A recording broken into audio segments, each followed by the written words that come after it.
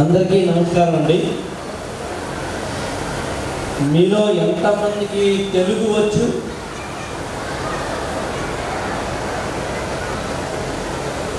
నేను తెలుగులో మాట్లాడితే అర్థమవుతుంది కదా. ప్రమోద్ గారు మీకు చాలా థ్యాంక్ యూ. అలాగే అర్చన గారు. ఇలాంటి యాన్యువల్ డే కానితరత ఫెస్టివల్స్లో మా మాటల కన్నా పిల్లల ఆటలు పాటల మీద మీ దృష్టి ఎక్కువ ఉంటుంది. అందుకని నిజానికి మా మాటలు మీకు ఇప్పుడు ఎక్కువ అక్కర్లేదంట.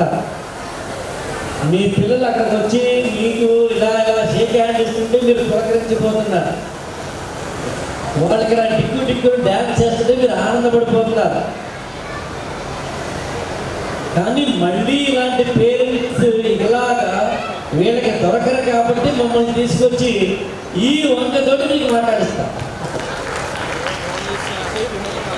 ప్రత్యేకంగా పేరెంట్ మీటింగ్ అని పెడితే మీరు 5 కూడా ఇవాళ పిల్లల కోసం వచ్చారు. ఎలాగూ వచ్చాడు కాబట్టి నేను 5 నిమిషాలు మాత్రమే మాట్లాడతాను. నేను అడిగిన నిమిషాలు ఏమనుకుంటా, ఆమె అడిగి ఎంతసేపు మాట్లాడాలి అని 1 అవర్ మాట్లాడుతున్నారు. గంటకి 1 అవర్ అన్నారు. నేను మాట్లాడితే 1 అవర్ మీరు ఒప్పుకుంటారా? వద్దు. అందులో 5 నిమిషాలు మాట్లాడతాను. ఎట్లాగూ 5 నిమిషాలు మాట్లాడతాను కాబట్టి ప్రపంచాన్ని మర్చిపోయి ఒక 5 నిమిషాల పాటు నా మాట వినే ప్రయత్నం చేయండి. ఎప్పుడు వచ్చామని కాదన్నయ్యా, బుల్లెట్ దిగిందా లేదా అన్నది పాయింట్. అందుకని ఎంతసేపు మాట్లాడేవాళ్ళు కానీ ఏం మాట్లాడదు ఇంపార్టెంట్. నాకు తెలిసి ఇక్కడ ఉన్న పేరెంట్స్లో గవర్నమెంట్ ఆఫీసర్లు ఉండి ఉండకపోవచ్చు. To the best of my knowledge ఒక సబ్ ఇన్స్పెక్టర్ కానీ, ఒక సబ్ ఇన్స్పెక్టర్ కానీ, ఒక లెక్చరర్ కానీ, ఒక ఎంఆర్ఓ కానీ, ఒక డిప్యూటీ తహసీల్దార్ కానీ, లేకపోతే ఐఏఎస్ ఆఫీసర్ కానీ, ఒక ఎమ్మెల్యే గారు కానీ ఇక్కడ ఉండకపోవచ్చు. ఇక్కడ ఉన్న పేరెంట్స్ అందరూ కూడా ఈ చుట్టుపక్కల ఉన్న ఫ్యాక్టరీస్లోనూ కంపెనీస్లోనూ పనిచేసుకుంటూ నెలకి 20,000, 30,000 అంటే 20,000, 30,000 సంపాదించుకుంటున్న బిలో మిడిల్ క్లాస్ స్టూడెంట్స్ మీరు, బిలో మిడిల్ క్లాస్ యావరేజ్ పిల్లలు మీరు, బిలో మిడిల్ క్లాస్ జనరేషన్ మీరు. కానీ మై డియర్ పేరెంట్స్, ఒక 20 ఏళ్ల తర్వాత మళ్ళీ ఇదే ఆర్జన్ స్కూల్కి నేను వస్తే మీ పిల్లలకి కూర్చుంటే వాళ్ళ పిల్లలకి డాన్సులు చేస్తుంటే అంటే మీ మనవాళ్ళు అన్నమాట. అప్పుడు కూడా నేను ఇదే ప్రశ్న అడిగితే ఇక్కడ ఎవరైనా ఒక ఐఏఎస్ ఆఫీసర్ కానీ, ఐపీఎస్ ఆఫీసర్ కానీ, చీఫ్ ఇంజనీర్ కానీ, ఒక ఎమ్మెల్యే కానీ, ఒక డాక్టర్ కానీ, ఒక అడ్వకేట్ కానీ, ఒక అత్యద్భుతమైన స్థాయిలో ఉన్న వ్యక్తులు కానీ ఉన్నారని అడిగితే మీ పిల్లలు కూడా మీలాగే చెయ్యి ఎత్తకూడని పరిస్థితి ఉండకూడదు.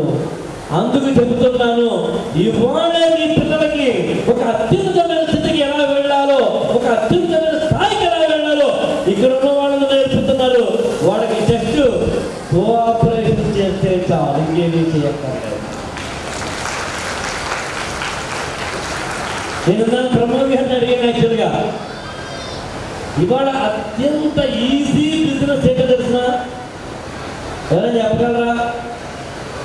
మనూష్ గారు కింద పడకండి, 5 minutes అని మాట్లాడతా. ఇవాళ అత్యంత ఈజీ బిజినెస్ ఏంటంటే లిక్కర్. ఇవాళ అత్యంత కష్టమైన వ్యవహారం ఏమిటంటే స్కూల్ నడపడం. అంత ఈజీ కాదు స్కూల్ నడపడం. ఇవాళ ఒక మెడికల్ షాప్ పెడితే ఒక వ్యక్తికి మెడిసిన్ ఇవ్వచ్చు, అంటే ఒక వ్యక్తికి ఆరోగ్యాన్ని ఇవ్వచ్చు. ఒక హాస్పిటల్ పెడితే కొంతమందికి ప్రాణాలను ఇవ్వచ్చు. ఒక హోటల్ పెడితే కడుపు నిండా భోజనం పెట్టచ్చు. కానీ ఒక స్కూల్ పెడితే, ఒక కాలేజీ పెడితే తరం నిరంతరం ఒక అత్యద్భుతమైన వ్యక్తులు. ఈ జాతికి ఒక అంబేద్కర్ని, ఈ జాతికి ఒక అబ్దుల్ కలాంని, ఈ జాతికి ఒక స్వామి వివేకానందని ఇవ్వడానికి ఆరిజన్ ఏమిటి అంటే ఆరిజన్ అదే స్కూల్. అందుకని పిల్లల్ని తీర్చిదిద్దడానికి వీళ్ళు ఎంత కష్టపడతారు. మరి ఇక్కడ ఎవరైనా టీచర్లు ఎంతమంది ఉన్నారో నాకు తెలియదండి. టీచర్లు ఎంతమంది చెయ్యొద్దండి యాక్చువల్గా. టీచర్లు పేరెంట్స్లో కూడా టీచర్లు ఉన్నారు. సరిహద్దులో దేశాన్ని కాపాడటానికి సైనికుడు ఎంత గొప్పగా ఈ దేశాన్ని కాపాడుతున్నాడో, టీచర్లు క్లాస్ రూమ్లో ఈ దేశాన్ని కాపాడుతున్నారు. ఇవాళ సెల్ ఫోన్లు వచ్చేసిన తర్వాత ఎవడి మాట వినడం మానేశాడు. ప్రతి ఒక్కరు తానే గొప్ప అనుకుంటున్నారు. ఏ 6th క్లాస్లోనో 7th క్లాస్లోనో 8th క్లాస్లోనో పిల్లలకి వీళ్ళు పాఠాలు సరిగ్గా చెప్పడం వల్ల మీ పిల్లలకి గుర్తించకుండా నాలెడ్జ్ వస్తాం. నాకు ఇప్పటికీ గుర్తు, నేను 8th క్లాస్లోనో ఉన్నప్పుడు నాకు మా హిందీ టీచరు హిందీ గ్రామర్ నేర్పారు. ఇక్కడ హిందీ టీచర్ ఇక్కడ కొన్ని విందున సరి చేశారు. యాక్చువల్గా నాకు కొన్ని గ్రామర్ నేర్పారు. ఇప్పటికీ అంటే 1988లో 1988 ఎప్పుడో 8th క్లాస్లో చదివింది ఇప్పటికీ నాకు గుర్తుంది. ने सामान्य आसन पूर्ण संदिग्ध भूतकालों में जब क्रिया संक्रमक होती है तब कर्ता के साथ ने आता है, जब कर्ता के साथ ने आता तब क्रिया कर्म के लिंग वचन के अनुसार होते हैं। लाभ बोध भूल सक्त चित्त लगे छह क्रिया संक्रमक होने पर भी उनके साथ ने नहीं आता है। ये बड़ी thank to my teacher.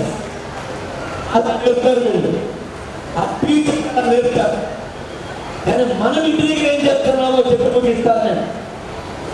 My dear parents, మనం ఇంటి దగ్గర నాకు తెలిసి ఒక 5 పనులు చేస్తున్నాం. ఈ 5 పనులు ఆపేద్దాం.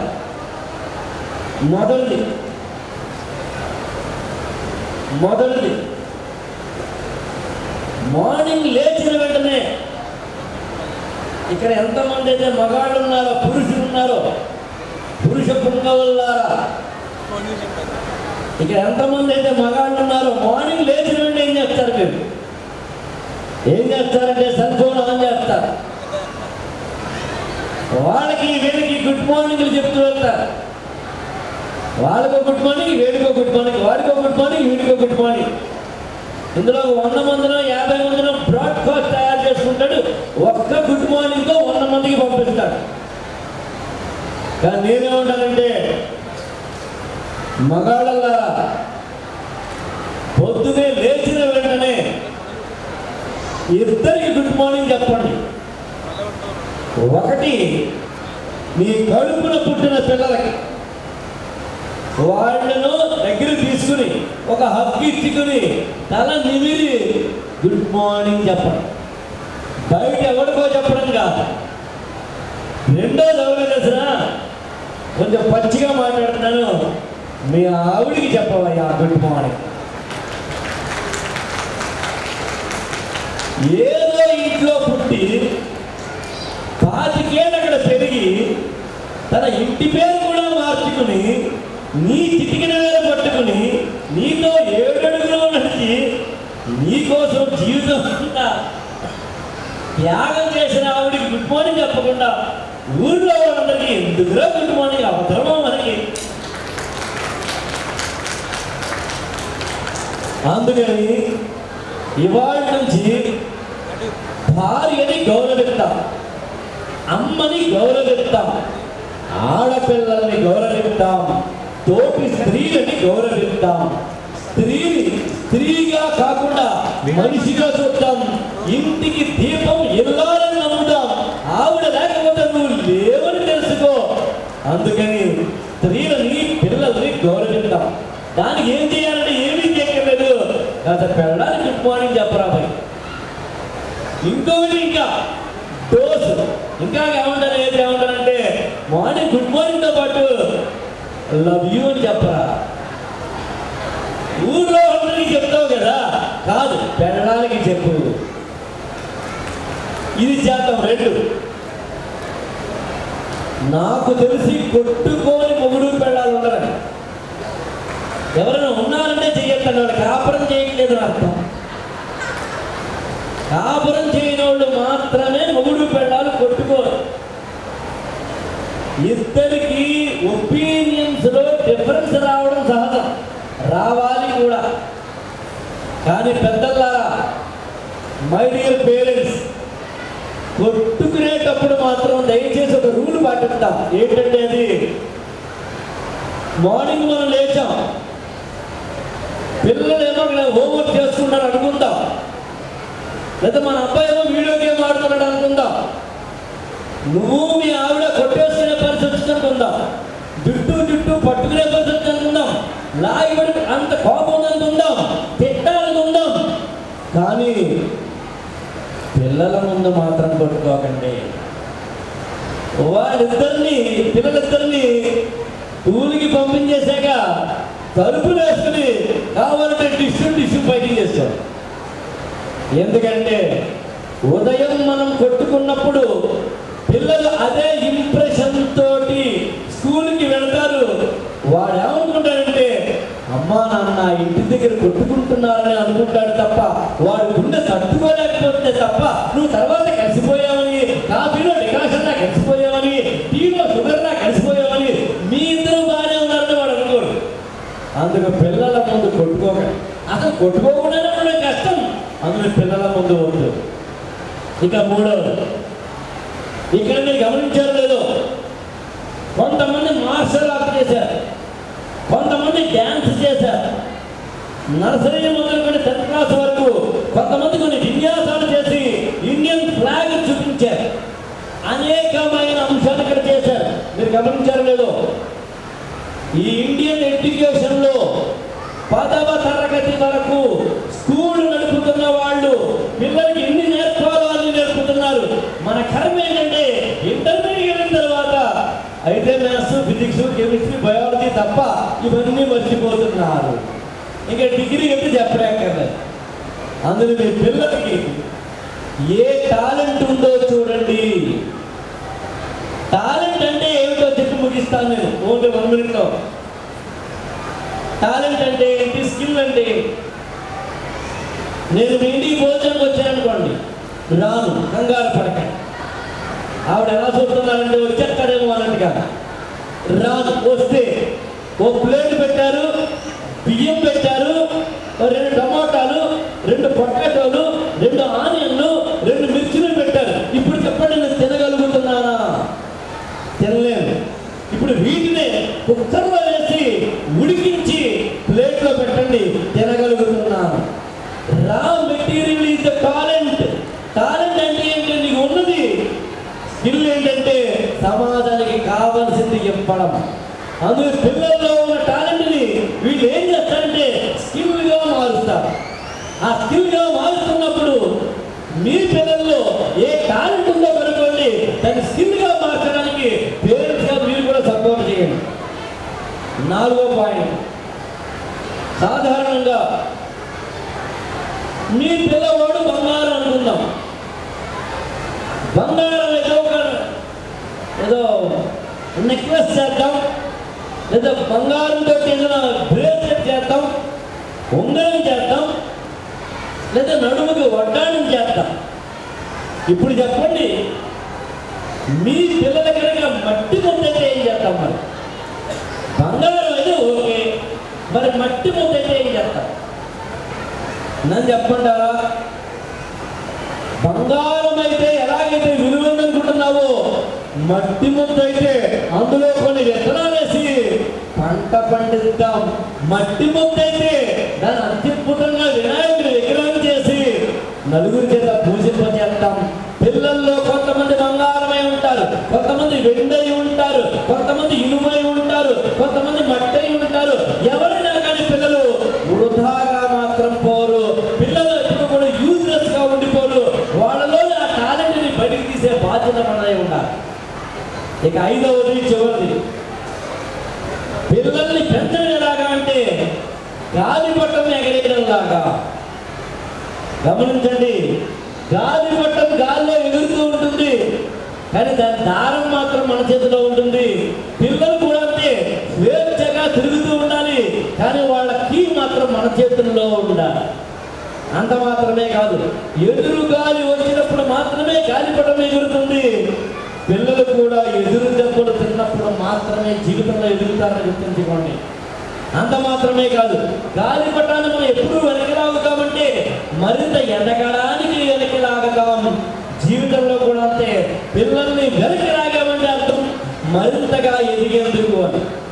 అందుకని పిల్లల్ని పెంచడం అనేది ఒక ఆర్ట్ అని గుర్తించండి, చదువు చెప్పించడం అనేది ఒక ఆర్ట్ అని గుర్తించండి. జీవితంలో అందంగా ఉండే జీవితాన్ని మరింత అందంగా పెట్టుకునేందుకు కష్టాలు కన్నీళ్లు మన జీవితంలోకి రాకుండా ఉండాలంటే డిసిప్లిన్డ్గా ఉండాలి, ప్రిన్సిపల్డ్గా ఉండాలి. ఈ వేలు దేవుడిచ్చింది ఎదురు వ్యక్తిలో ఉన్న లోపాలు చూపించడానికి కాదు, ఎదురు వ్యక్తిలో ఉన్న నీళ్లు తొడవడానికి. అలాంటి పేరెంట్స్ మనం అవ్వాలని కోరుతూ ఇలాంటి స్కూళ్ళు పెడుతున్నందుకు మీరు ఎంత కష్టపడతారో మాకు తెలుసు. మీరు ఇన్ని పిల్లల చేత, ఇంతమంది చేత ఇన్ని రకాల కోఆర్డినేషన్ చేయించి వాళ్ళ చేత అత్యద్భుతంగా చేయించాలి అంటే వాళ్ళు ఎంత కష్టపడాలో. ఇందాక నేను చాలా విషయాలు మీ ఆరిజిన్ స్కూల్ వాళ్ళ గురించి మాట్లాడాలండి. రెండు విషయాలు చెప్పి ముగిస్తాను. సాధారణంగా యాన్యువల్ డేని ప్రెజెంట్ చేసేది ప్రిన్సిపాల్ గారు ఏంటన్నారు. అక్కడ ఉన్న ప్రిన్సిపాల్ గారికి వచ్చి యాన్యువల్ డే చూసి, ఐ రిపీట్, యాన్యువల్ డే రిపోర్ట్ని చూసి చదువుతారు. కానీ నాకు తెలిసి ఈ ఒక్క స్కూల్లో మాత్రమే ఇక్కడ దాదాపు ఒక 10 మంది పిల్లలు నిలబడి ఉన్నారు. ఒకళ్ళ తర్వాత ఒకళ్ళు, ఒకళ్ళ తర్వాత ఒకళ్ళు, ఒకళ్ళ తర్వాత ఒకళ్ళు యాన్యువల్ డేని పేపర్ లేకుండా చెప్పారు. వీళ్ళు మామూలు కాదు, వీళ్ళు మామూలు కాదు, వీళ్ళని తీర్చిదిద్దిన వాళ్ళు ఇంకా మామూలు వాడు కాదు. అంత మెమరీ మన పిల్లలకి ఉంది అని అర్థం. అలాగే ఇక్కడ మీరు గమనించాలో తెలియదు కానీ ఈ పిల్లలందరూ కూడా మరి తర్వాత వస్తాయేమో నాకు తెలియదు, మీరు చెప్పాలి. కానీ ఇంతవరకు ఒక్క పాట కూడా మన సినిమాల్లో ఉండే మా పాటలు మంచివే కాదంటం లేదు, కానీ మన సినిమా పాటలు కొన్ని ఉన్నాయి చాలా అత్యద్భుతంగా అన్నమయ్య పాటల్లాగా భక్తుల సంగీతాలుగా కొన్ని ఉన్నాయని చెప్తున్నా. ఏమున్నాయి పాటలు? సరే ఏమున్నాయో సరే చూసుకోండి. ఇంతవరకు నేను చూసిన వాటిల్లో అంటావా అని మాత్రం లేదు ఇంతవరకు. మరి తర్వాత ఉందేమో నాకు తెలియదు, తర్వాత లేదు. లేకపోతే చూసేది ఆ పాట ఇంతవరకు లేదు, తర్వాత అది కూడా లేదు యాక్చువల్గా. అదేవిధంగా ఇది పుష్ప సినిమాలో అనుకుంటా నా సామి అది పుష్ప 2లో పాట ఏంటంటే ఉంది, తగ్గేదేదో పాట ఉంటుంది యాక్చువల్గా. అంటే ఇవాళ తెలుగు సినిమాల్లో కుర్చీ మడత పెడితే పాట లేదు కదా, కుర్చీ మడత పెడితే పాట లేదు కదండి. ఇవాళ తెలుగు జాతికి సంబంధించి, మా మాటకు వచ్చే భారత జాతికి సంబంధించి అత్యంత హీనమైన పాటలు వస్తున్నాయి ఈ రోజుల్లో. అది కాకుండా పిల్లల చేత మీరు గమనించారో లేదో, ఒక దేశభక్తి గీతాన్ని, ఒక అత్యద్భుతమైన కాన్ఫరెన్స్ గీతాన్ని ఇందాక హిందీలో మీరు గమనించారో లేదో, స్కూల్ పిల్లల స్కిట్ ద్వారా వాళ్ళ హిందీ మాస్టర్ చేసేది మీరు గుర్తుందో లేదో. అది బహుశా నాకు తెలిసి ఒక్క ఇక్కడ తప్ప ఇంకెక్కడ నేను చూడలేదు. అలాగే నర్సరీ టీచర్లు ఉంటే మీరు గమనించారో లేదో, పిల్లలు ఆడుతూ ఉంటే అక్కడ టీచర్ నిలబడి చివరిలో వాడు కూడా వచ్చి పిల్లలతో డ్యాన్స్ చేశారు. మీరు గమనించారో లేదో, hats off to the teachers. పిల్లలతో మమేకం అవుతారు వాడు. అందుకని ఈ పిల్లలకి హోంగే కామయాబ్, హోంగే కామయాబ్, హమ్ హోంగే కామయాబ్ ఏక్ దిన్, ఓహో మన్నే హై విశ్వాస్, పూర్ణ హై విశ్వాస్. అందరి గుండెల్లో విశ్వాస రఖకే हम आगे कदम बढ़ेंगे, మనం ముందుకెళ్ళే ప్రయత్నం చేద్దాం. Thank you so much, love you all. నాకే అవకాశం ఇచ్చినందుకు ఐ యామ్ సో ఆనర్డ్.